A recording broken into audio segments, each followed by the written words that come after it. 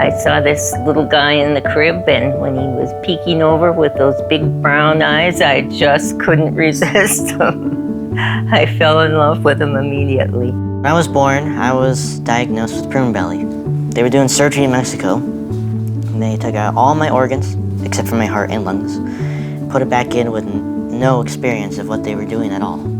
And it wasn't so much the illness itself, it's that when he was first treated, they didn't treat him properly. And he had a major surgery that caused other problems. After so-on surgeries, my ostomy bag, Mickey button, G-tube, and line that goes in my heart, I've had a kidney stone. I then have had a lot of surgeries to help me. But he bounced back every single time. I'm who I am today. I draw, I build, I create. Throughout all of it, I've been happy and always positive. I've spread joy around in all of the people I met. Kimberly, Debbie, Daniel, Kaya, Max. I want to be someone that somebody looks up to. I want to be a good and kind person who sees the people not just for wealth, not just for success, or not just for mindful brain. I want to be someone who I am, the person that they want to be. It is so rewarding to see a child in this day and age that is just full of love. Really, truly sent by God, I think. To me, anyway. He keeps me going. For an old lady, I don't have a choice. With Lauren's diagnosis, we first started noticing after about a year and a half that she wasn't able to walk. She could stand, but then shortly after that, she wouldn't stand anymore and would be like startled really easily. And we're like, this is weird, what's going on? This is not right. She was diagnosed with GM1 gangliosidosis. The cells in her brain and spinal cord cannot rid the cells of toxins. So those toxins build up and you just lose your milestones little by little by little until you just can't move anymore. Hey, bye-bye. Bye, Grandma. All right, you tell them chickens what for. At the beginning, it was terrifying because we did not know what to expect. Their diagnosis or prognosis was like, well, we really don't know at this point how long she would be with us. And there was tears. Every time you turn around, we just had tears. We couldn't believe it because she was perfectly fine when she was born. She's 9, so it has been extremely hard trying to wrap your mind around she's never gonna go to school, she's never gonna, get married, or all those firsts that you think you're missing out on. But then my mom and dad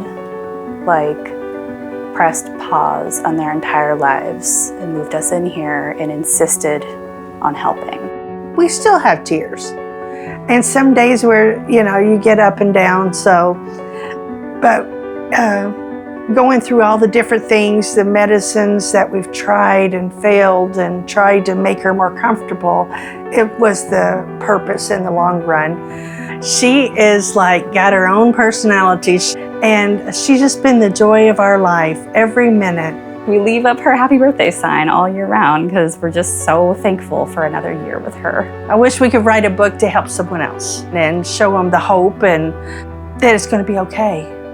You just have to work together and hang on each other and just appreciate every little moment. We're kind of a sounding board for them. They have another ear to listen to them and advocate for them. I feel like a big role for us is providing an extra layer of support for families and pediatric patients because the parents already do so much. And so we kind of take some of the stress off of them and advocate for them. Just the support has been so good. And these people are people that really care, that know the value of life and the value of love and the value of caring. And they're so respectful to the families. You know, I mean, they're just right there for you. And the girls that have been with Danny they are dear friends. They are just amazing. So even though we all were kids, sometimes when you grow up, it's really hard to remember how to identify with kids and communicate with them on their level and make them feel like you're talking with them and not at them or to them.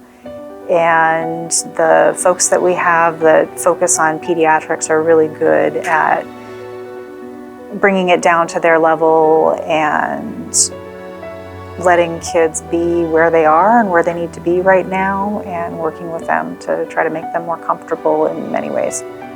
Dying doesn't exclude any of us. And that's a sad reality of the work we do. And being able to be present and be there with kids with terminal diagnoses just makes it's a special part of nursing. It's incredible to just have somebody come over and be like, what do you need?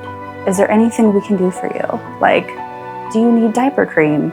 Do you want to go out to eat? Do you have your bills paid? Are there any discrepancies you need help with? Like, they've just absolutely bent over backwards and done it in such a kind and loving way. They've been incredible. They all need a raise.